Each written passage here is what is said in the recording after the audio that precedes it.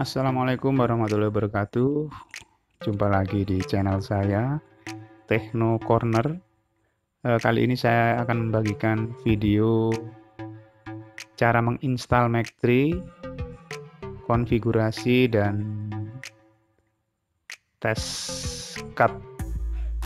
Yang pertama kali kita akan coba membuat sebuah box power supply, yaitu MBR, yang hasilnya juga nanti akan saya sharingkan apabila sudah jadi videonya.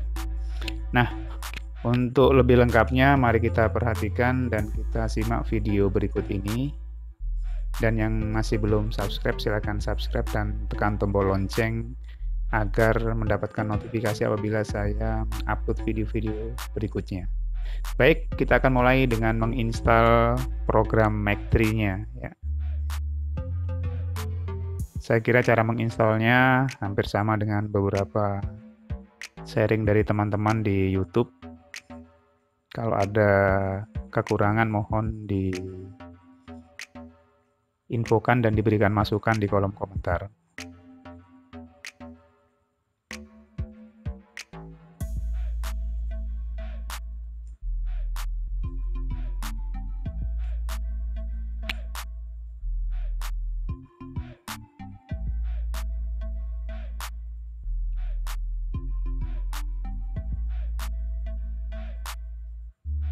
Nah, setelah selesai silakan copy file yang ada ya di bawahnya, itu kita masukkan ke Mac3 di bagian plugin ya.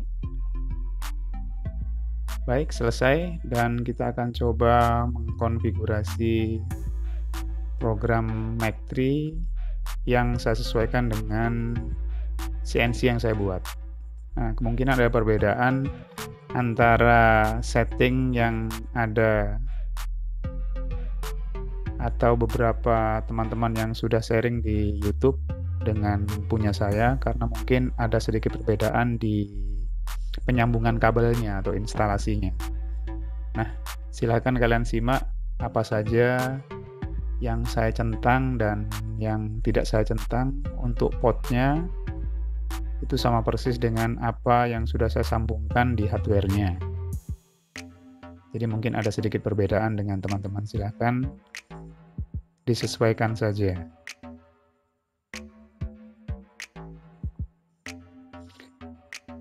Nah, setting port dan atau I/O input outputnya bisa kalian perhatikan.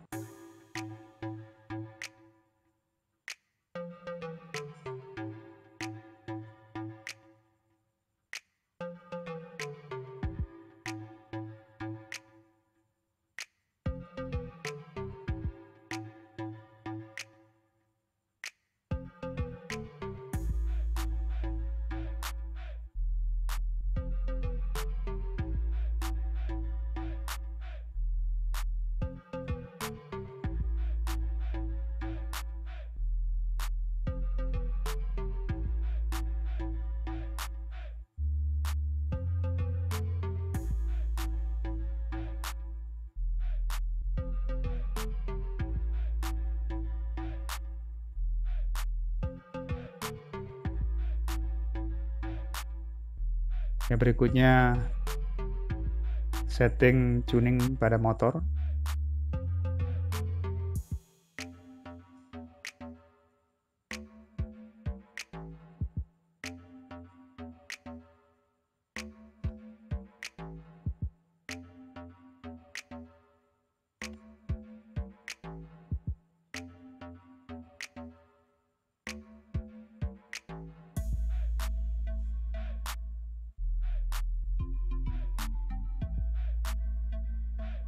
Nah, ini adalah setting sleeve yang akan kita gunakan karena ada 4 motor stepper yang kita gunakan, sehingga harus menggunakan satu port lagi atau satu channel lagi, yaitu di XYZ ditambah yang A. Jadi A ini kita gunakan untuk yang Y satunya lagi. Y-nya kan ada 2, jadi kita pakai yang A. Baik, berikutnya konfigurasi atau mengkalibrasi putaran motornya. Caranya bisa kalian lihat di video.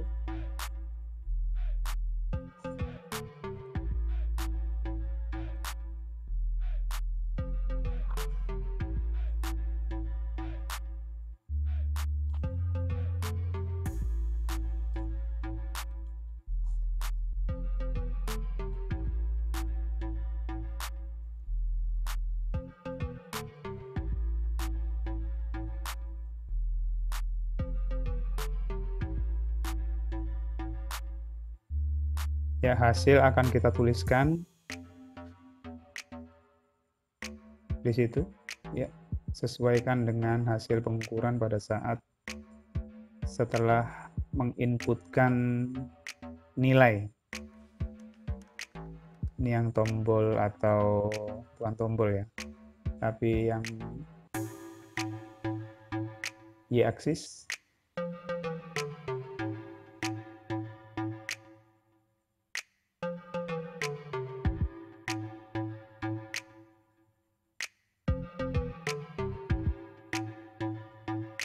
Kita berikan angka sembarang saja. Nah, setelah itu kita ukur di situ berapa gerakannya dari awal, dan nanti hasilnya kita tuliskan pada dialog box yang tampil di software Mac3.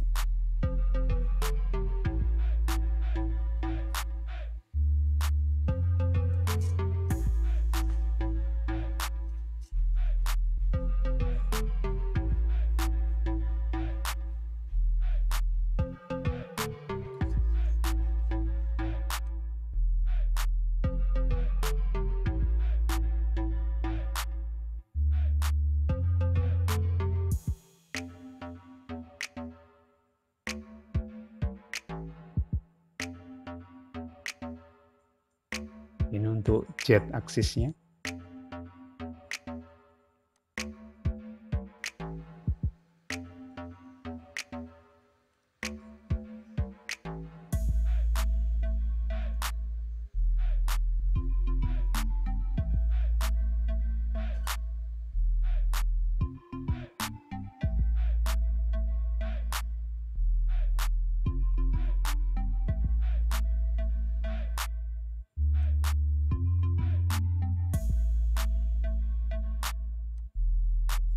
Baik, setelah selesai, pastikan semuanya sudah benar dan kita restart. Berikutnya kita akan buka lagi program Mac3-nya dan kita akan mencoba membuka file G-code yang sudah kita buat. Nanti kalau memang diinginkan, saya juga akan buatkan videonya cara membuat file G-code. Kita akan pilihkan salah satu file G-code, ini hanya contoh saja. Dan sebenarnya ada beberapa file G-code yang nantinya dalam video itu saya jadikan satu, sehingga saya percepat agar video ini tidak terlalu lama. Nah, saya membuat sebuah box atau kotak power supply yang terbuat dari bahan akrilik. Nah, ini adalah kalibrasi Z aksisnya, kalibrasi 0 ya, agar posisi Z aksis pada posisi 0. Setelah itu kita siapkan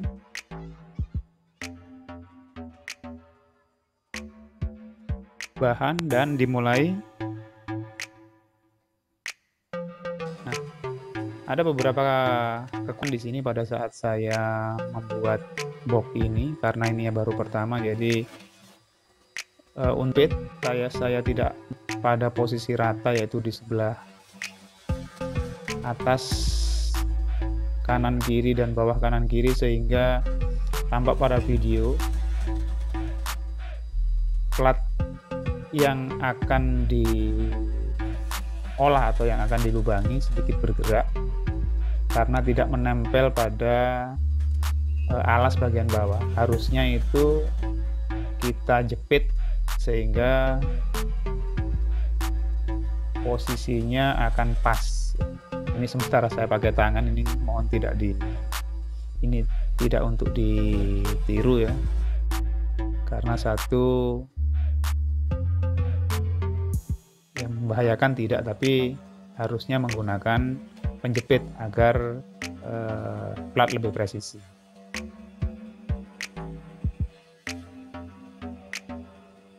Ini membuat lingkarannya.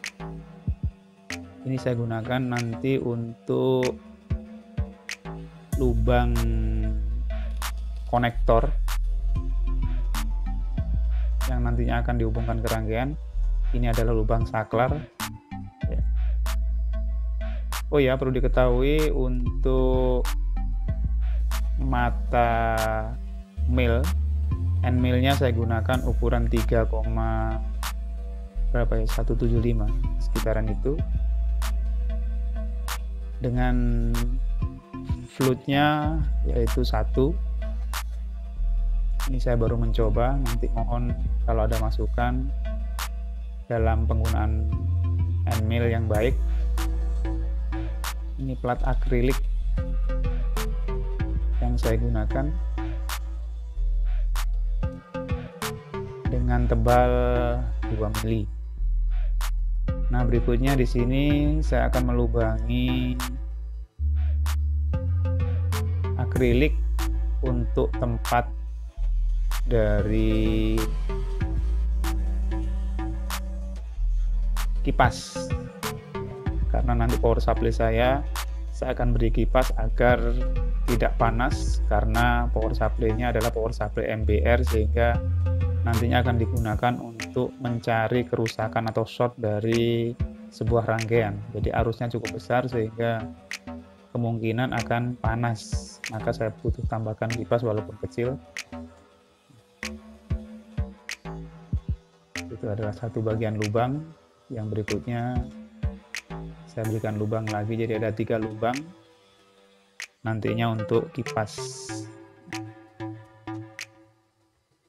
Sekali lagi, ini saya memegangnya menggunakan tangan, harusnya dijepit ini.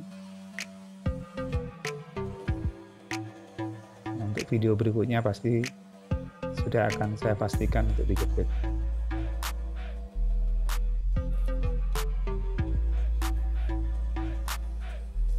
Nah, lubang yang kedua sudah tereksekusi. Berikutnya untuk lubang yang ketiga.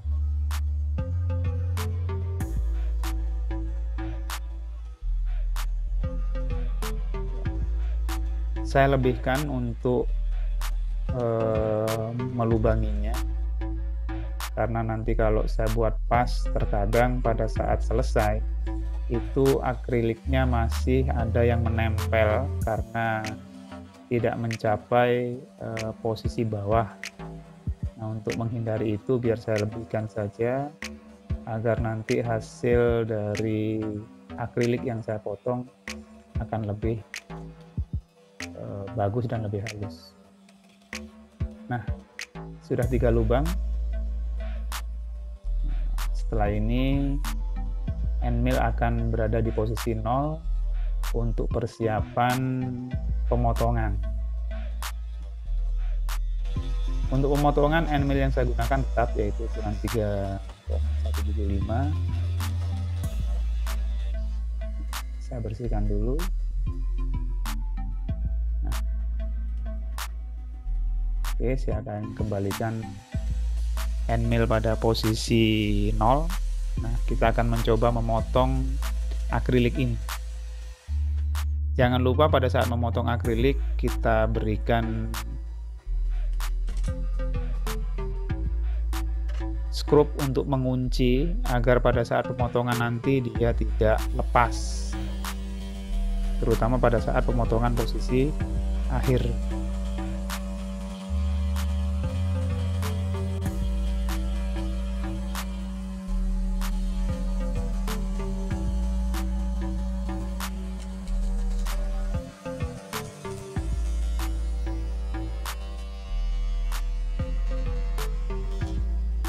Ya, untuk memotong ini saya gunakan ukuran atau kedalaman yang kecil. Tujuannya adalah agar hasil potongannya menjadi halus, karena kalau langsung tebal maka hasil potongannya kurang halus sehingga harus beberapa kali diulang agar hasilnya lebih bagus nantinya.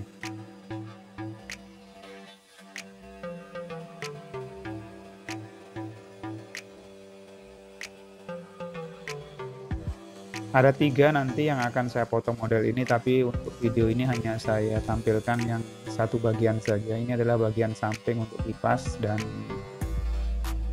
konektor serta saklar. Untuk berikutnya, nanti di video berikutnya saya akan buat untuk panel depan dan panel samping tempat input dari tegangan, karena harus menggunakan soket AC. Nah, saya kira itu mungkin hasil pemotongannya bisa kita lihat. Masih satu kali putaran lagi.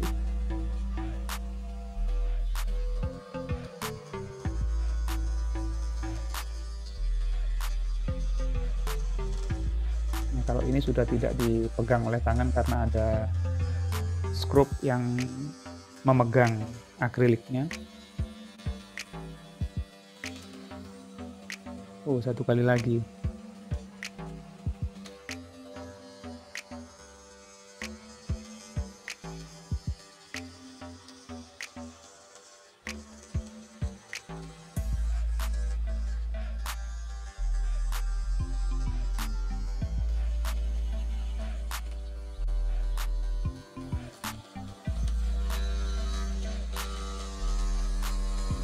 Ya, kita coba bersihkan dan kita lihat hasil potongannya. Mohon Anda masukan, barangkali mungkin ada kekurangan dari apa yang sudah saya lakukan dari teman-teman yang mungkin sudah ahli di bidang cutting. Ini hanya contoh saja, jadi mohon yang sudah profesional bisa memberikan masukan. Nah, saya buka bautnya atau murnya. Bukan mur, skrup. Nah, ini hasilnya. Ya, lumayan. Coba kita lepas kertas di belakangnya.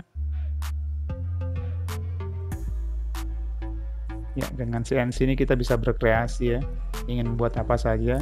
Dan nanti untuk pemotongan berikutnya saya juga akan sharing apabila diinginkan, karena nanti saya akan membuat sebuah power supply. Nah, saya kira itu mungkin video kali ini, dan sampai jumpa.